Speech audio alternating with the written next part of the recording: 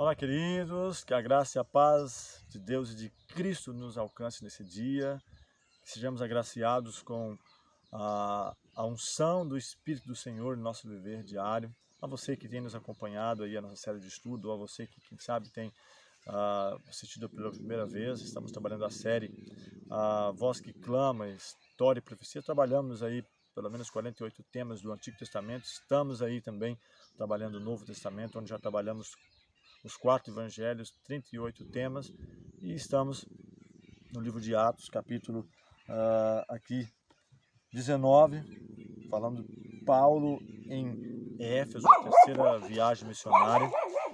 Esse segmento aí do livro de Atos, é claro, é um estudo resumido, só uma ideia no contexto dos capítulos do livro de Atos, do que foi feito, as pessoas que estavam envolvidas no trabalho. Aí você pode aprofundar sobre isso. Vamos falar também um pouco mais quando estivermos trabalhando as cartas, falando sobre a carta escrita aos Efésios, e procurarmos tirar lições, aplicações para o nosso viver diário, a cada dia. Quero te convidar a termos uma palavra de oração. Amorável Deus, te agradecemos pela vida, a oportunidade de meditar em tua palavra, rogando a iluminação do teu Santo Espírito e o poder para fazer o teu querer. Dá-nos tua direção a cada dia, dá-nos o teu poder, nos ilumina o entendimento. Essas bênçãos te pedimos e agradecemos em nome de Jesus. Amém.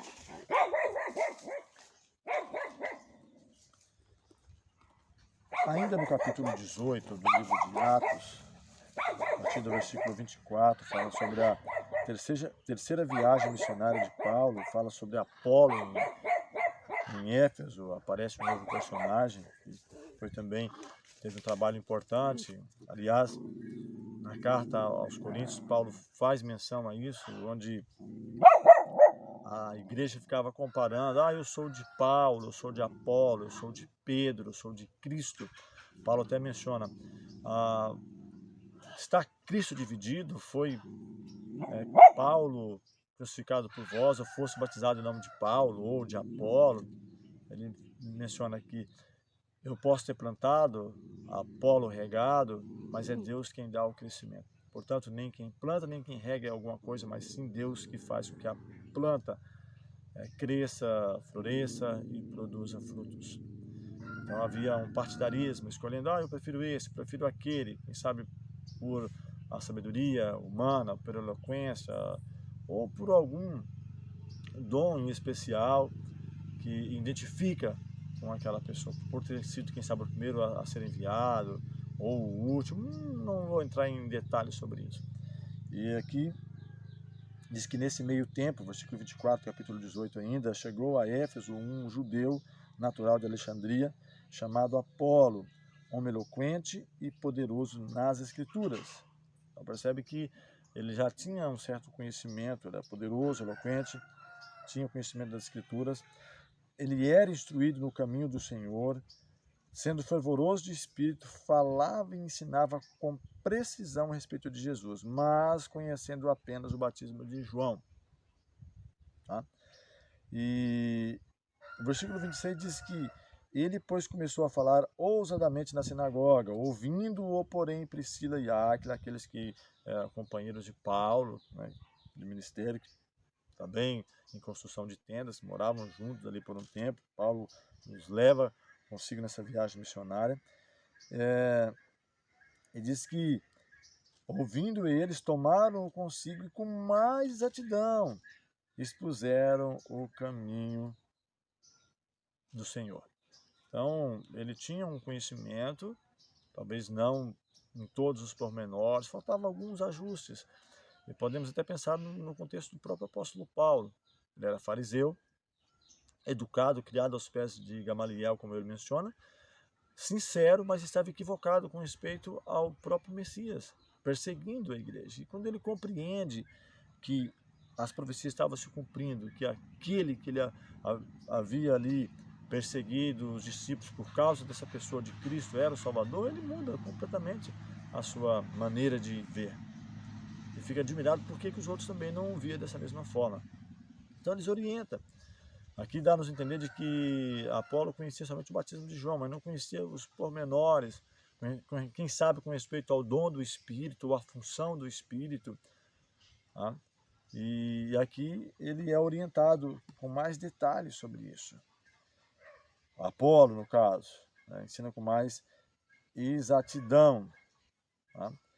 E diz aqui o versículo 27, querendo ele percorrer a Acaia, animaram os irmãos e escreveram aos discípulos para que o recebessem. Então, queria ir, eles deram como se fosse uma carta, né, de recomendação, escrevendo aos irmãos, orientam com mais detalhe com respeito a essa mensagem, e para o receberem, tendo chegado auxiliou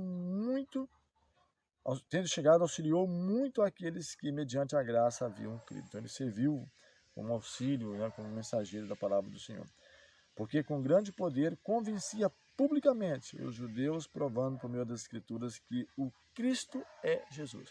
Então percebe que o tema central naquele momento era provar de que aquela pessoa, o Cristo que havia morrido, que havia sido crucificado, rejeitado pela culpa de Israel, é o Redentor, é o prometido, o desejado de todas as nações, o Senhor justiça nossa, aquele por qual foi feita a promessa a Abraão, que em sua descendência seriam benditas todas as famílias da terra.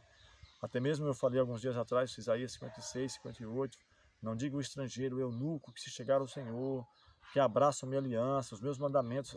E aliás, ele faz menção de pelo menos um deles, né, com mais exatidão, que o mundo tem esquecido, que guardarem o sábado, que venham para a minha aliança, que guardem os mandamentos, porque muitos hoje, até mesmo infelizmente cristãos, querem tirar de fora os 10 mandamentos.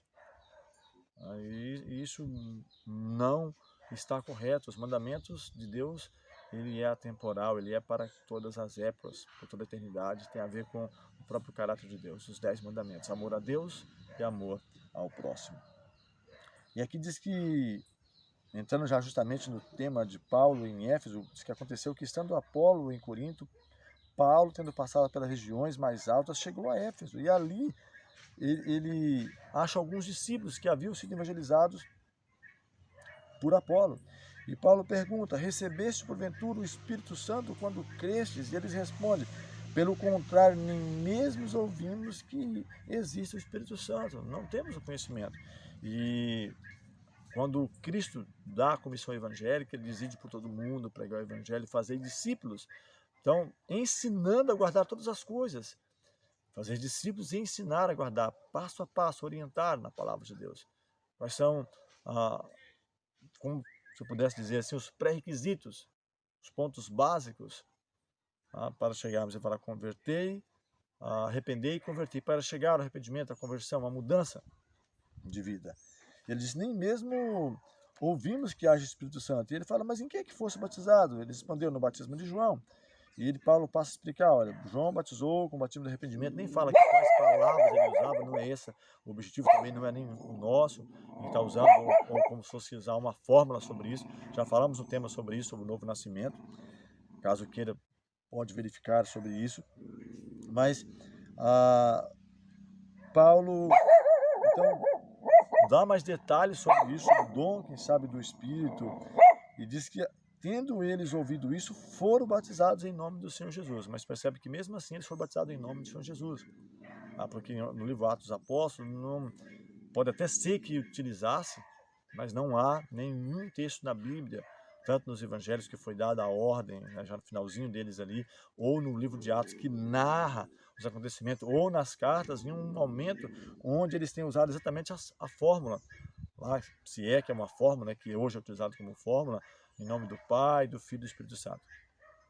Se bem que ela exista, mas estou colocando o nosso parecer no contexto bíblico e profético de que tenha sido mais como uma profissão de fé, onde o candidato era perguntado, você crê no eterno, no soberano, aquele que é incriado? Sim, creio, eu creio em seu Filho, que esse Filho é o Redentor, é o Messias, é o Salvador? Sim, acredito que ele é o Filho de Deus.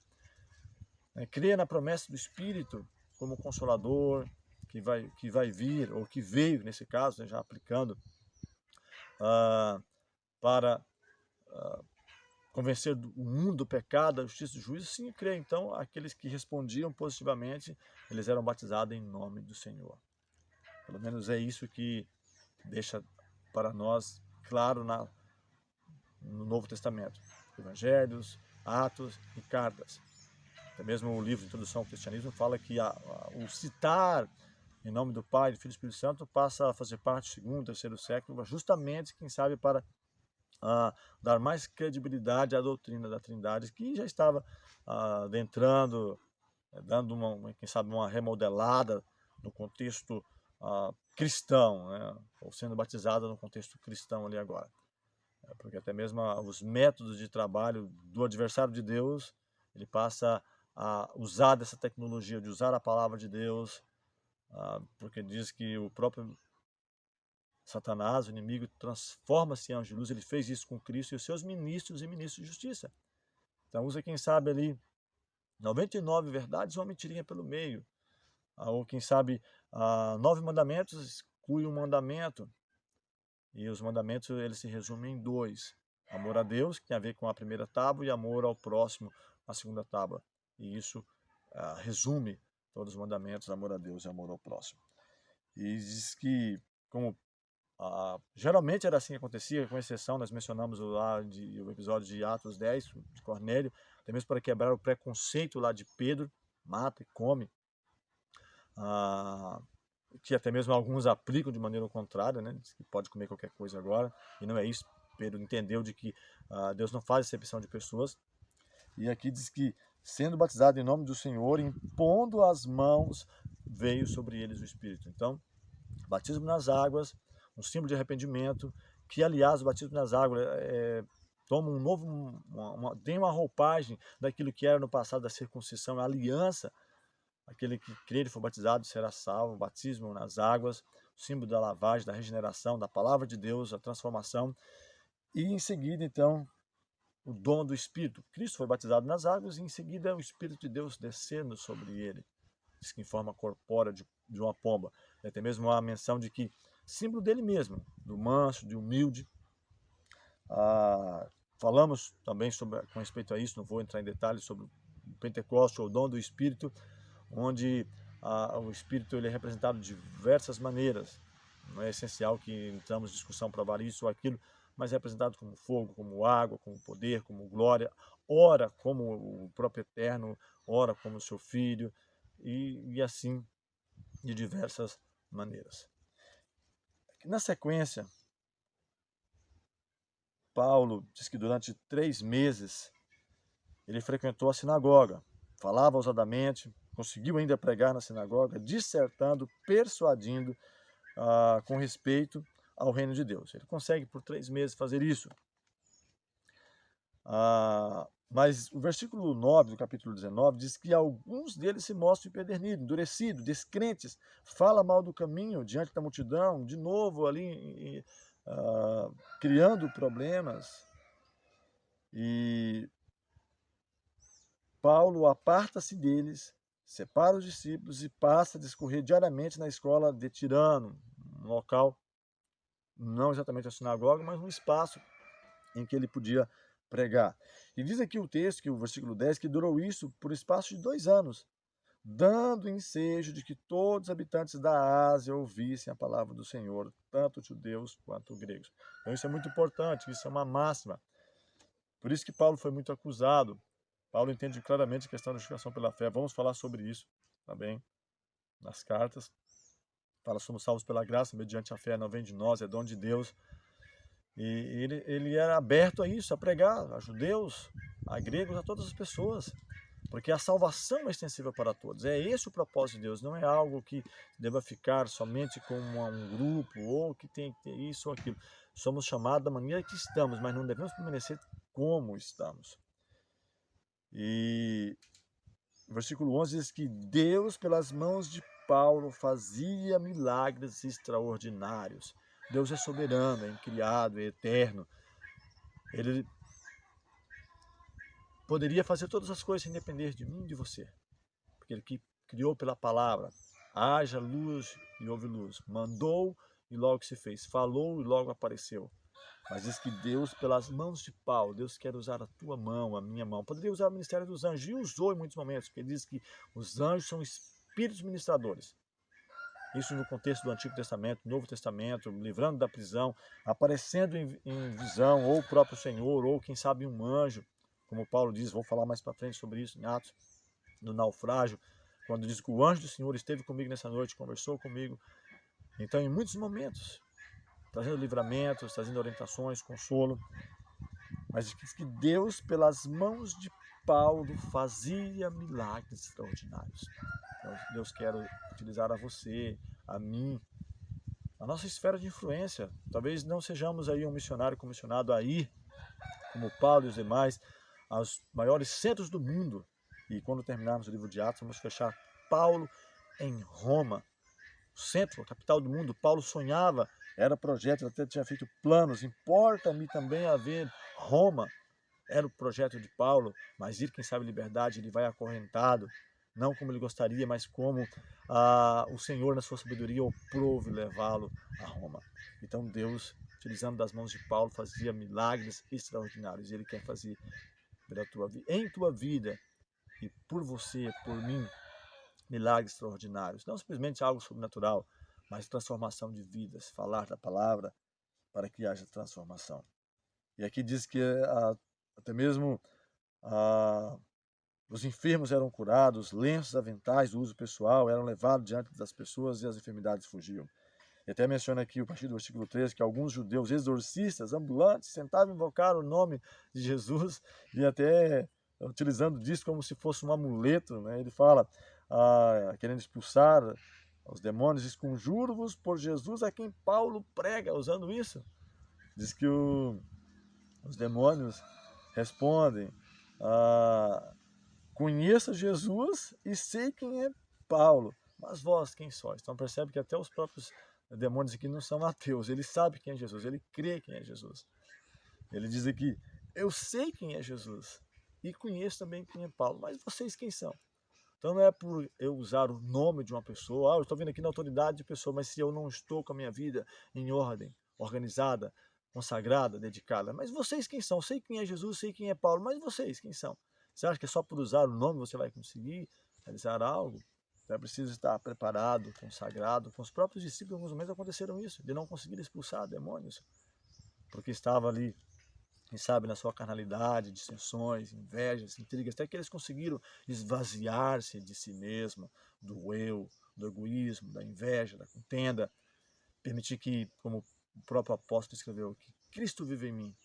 Não vivo mais eu, mas Cristo vive em mim. Minha vida que agora vivo, vivo na fé do Filho de Deus que se deu a si mesmo para me resgatar. E aqui vou falar, como mencionei, quando eu estiver falando da carta aos Efésios, com maiores detalhes, ou pelo menos um pouco mais. E versículo 17, que chegou este fato ao conhecimento de todos, assim, judeus como gregos, habitantes de Éfeso. Foi notório, veio o temor sobre todos eles, e o nome do Senhor Jesus era engrandecido. Então percebe que o objetivo deles era que o nome do Senhor fosse engrandecido. Não era o nome de Paulo, não era o de Apolo, não era de Pedro, não era de Átila, não era de nenhum deles, era o nome do Senhor que deveria ser engrandecido. Mesmo que houvesse milagres, sinais, prodígios, e diz que muitos dos que creram vieram confessando e denunciando publicamente as suas próprias obras. Também muitos que haviam praticado artes mágicas, reunindo seus livros, queimaram diante de todos. Calculados os seus preços, achou-se que montavam 50.000 denários. Assim a palavra do Senhor crescia e prevalecia poderosamente. Então isso é muito, mas muito mesmo importante para cada um de nós. Que Deus te abençoe ricamente, a mim, a todos nós, que venhamos crescer a cada dia na graça do Senhor, no conhecimento de sua palavra e assim sermos mais que vencedores. Nosso próximo estudo, vamos falar sobre a despedida aqui de Paulo, de Éfeso, onde ele faz a sua última viagem para Jerusalém, e a sequência, prisão, o seu testemunho pessoal, chegando então até Roma. Os nossos 3 ou 4 estudos fechando ali o livro de Atos. Vamos falar com o Senhor mais uma vez. Amorável Deus, bondoso Pai, te agradecemos pelo cuidado, a proteção, pelas vitórias alcançadas e pelo estudo da Tua Palavra e o conhecimento que temos dado o privilégio de obter. Dá-nos a cada dia a Tua paz, Tua graça, nos ajude sempre a ser vencedores. São bênçãos que te pedimos e agradecemos em nome de Jesus.